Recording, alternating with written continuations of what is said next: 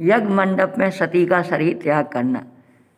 मैत्रेय जी बोले, हे को दक्ष गृह जाने की आज्ञा प्रदान कर भगवान शंकर ने अपने गणों को उनके साथ भेज दिया। बैल पर सवार होकर सती कुछ ही काल में अपने पितृगृह पहुंच गई। वहाँ पर वेद वेदांतों के ज्ञाता ब्राह्मण ऋषिगण एवं देवता गण इकट्ठे हुए थे।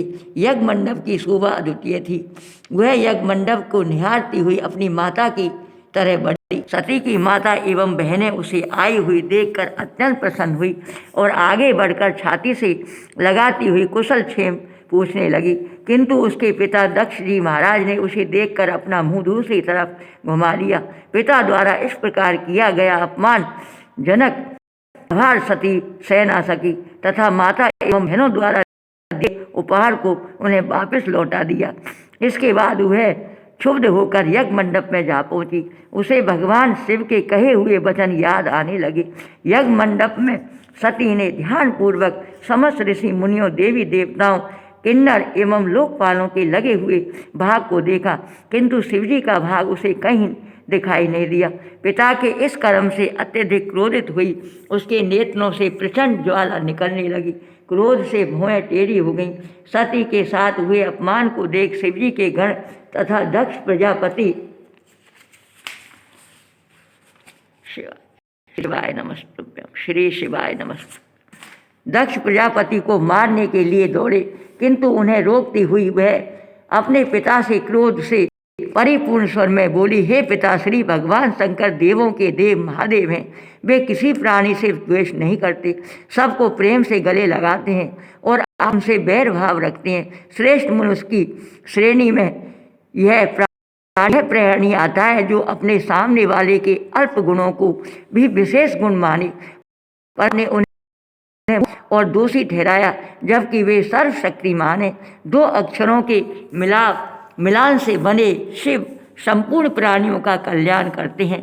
अनजाने एवं अनचाहे रूप में भी भूल कर भी किसी प्राणी के मुंह से शिव शब्द का उच्चारण हो गया, जानना चाहिए कि उस प्राणी का कल्याण हो गया।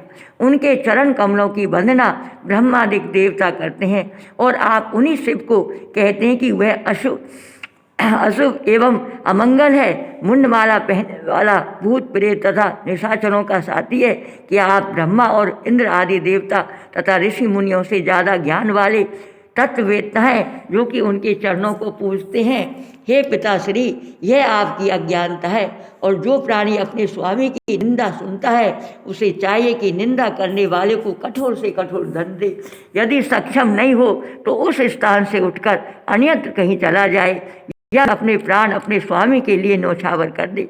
अतः हे पिता महाराज, अब मैं आपके द्वारा अत्यंत इस शरीर को त्याग दूंगी, क्योंकि इस शरीर में आपका अपवित्र रक्त बह रहा है, जिसे मैं अपनी आत्मा पर भार समझती हूँ। आपने परम ब्रह्म शिवजी का घोर किया है, इस कारण से अपने इस तन का त्याग करके तुम्हें दंड दूंगी, क्योंकि यहीं से जाने के बाद शंकर दक्ष कुमारी कहकर मुझसे ठिठोली करेंगे और मैं लज्जित हूँ।